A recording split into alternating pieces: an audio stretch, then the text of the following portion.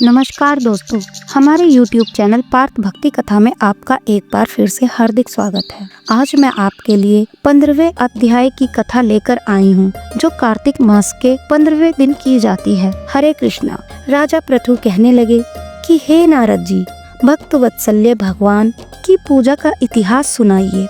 तब नारद जी बोले कि हे राजन, एक पुरातन इतिहास कहता हूँ, सो सुनो। पहले चौल नाम का एक राजा कांतिपुर में राज्य करता था।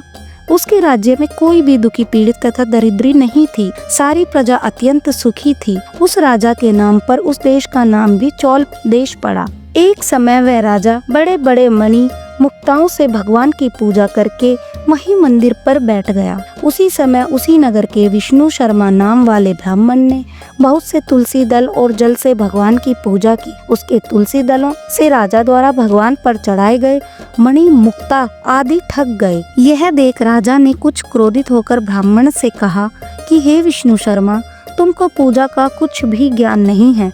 तुमने मणि मुक्ताओं से की गई मेरी पूजा की शोभा को तुलसी दलों से ढककर समाप्त कर दिया। तब विष्णु शर्मा कहने लगा कि हे राजन, तुम अभिमान से युक्त हो, इसी कारण भगवान की पूजा को नहीं जानते। ब्राह्मण के यह वचन सुनकर राजा बड़े गर्व से कहने लगा, हे ब्राह्मण, तुम स्वयं दरिद्री हो, इसलिए भगवान की क्या पूजा करोगे? क्या तुमने भगवान को कोई स्थान बनवाया या कोई यज्ञ आदि किया? मैं सबके सामने कहता हूँ कि देखें, भगवान की भक्ति करके तुम पहले स्वर्ग में जाते हो या मैं जाता हूँ। इतना कहकर राजा ने गुंगल ऋषि को आचार्य बनाकर बड़े बड़े यज्ञ आरंभ कर दिए। साथ ही ब्राह्मणों को बहुत सा द्रव्य दान देने लगा। विष्णु शर्मा भी सदा की भांति भगवान का पूजन करता रहा। उसने 5 नियम लिए: माघ तथा कार्तिक के व्रत, तुलसी वन रोपण, एकादशी का व्रत तथा ओम नमो भगवते वासुदेवाय इस मंत्र का जाप। साथ ही दिन रात भगवान का कीर्तन करने लगा। चलते फिरते उठते बैठते सदैव भगवान का स्मरण करता रहता। एक समय भोजन करता। एक दिन विष्णु शर्मा ने रसोई बनाई तो कोई पाक उठाकर ले गया। उसने फिर रसोई नहीं बनाई कि शाम काल का व्रत भंग न हो जाए और भूखा ही सो गया। दूसरे दिन फिर रसोई बनाई तो जब भगवान का भोग लगाने लगा तो फिर कोई पाक उठाकर ले गया। इसी प्रकार 7 दिन तक होता रहा। यद्यपि विष्णु शर्मा भूख के मारे व्याकुल हो गया, परंतु सत्संग के समय के भंग हो जाने के भय से दूसरी बार रसोई नहीं बनाई। वह यही सोचता रहता कि न जाने कौन हमारा पाक उठा ले जाता है। भक्तों के इस आश्रय को छोड़कर जाना भी उसने ठीक नहीं समझा।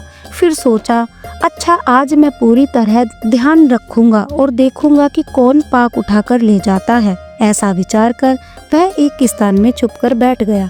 थोड़ी देर में वह क्या देखता है कि एक अति दुर्बल चांडाल, जिसका शरीर केवल अस्थियों का पिंजर बना हुआ था, छिपकर आया और वहां से पाक उठाकर चलने लगा। उसको देखकर विष्णु शर्मा के मन में अति दया उत्पन्न हुई और वह कहने लगा कि भैया, रूखा भोजन मत ले जाओ, मेरे पास थोड़ा सा घी है, वह भी लेते जाओ।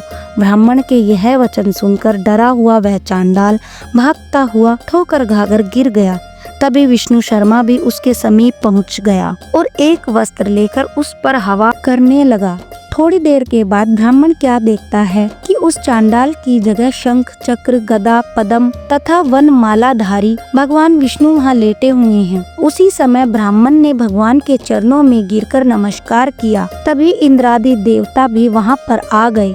ऋषि लोग वेद मंत्रों से उनका पूजन करने लगे। तब भगवान ने स्नेह पूर्वक उस ब्राह्मण का आलिंगन किया और उसको सारूप्य मुक्ति प्रदान की। तत्पश्चात अपने साथ विमान में बैठाकर वैकुंठ को ले गए। यह चरित्र देखकर चौल राजा अत्यंत दुखी हुआ और उसने आचार्य गुंगल ऋषि को बुलाकर कहा कि यह सब क्या हो रहा है, जिसके द्वेष के कारण हमने यह सब यज्ञ किए, वह तो वैकुंठ को जा रहा है। क्या हमारे सब यज्ञादि निष्फल हैं? इससे यही सिद्ध होता है कि भगवान यज्ञादि से नहीं, केवल भक्ति से ही प्रसन्न होते हैं। राजा आजीवन ब्रह्मचारी रहा था, इस कारण उसको कोई संतान नहीं थी। अतएव अपना सब राजपाट, धन आदि अपने भांजे को सौंपकर भगवान मुझको स्थिर भक्ति दे, ऐसा कहकर अग्नि कुंड में कूद गया।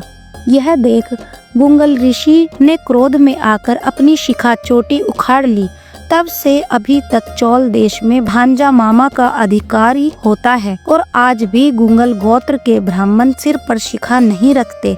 राजा के अग्नि कुंड में गिरते ही भगवान अग्नि कुंड में प्रकट हो गए और उसका आलिंगन कर उसे सारूप्य मुक्ति प्रदान की।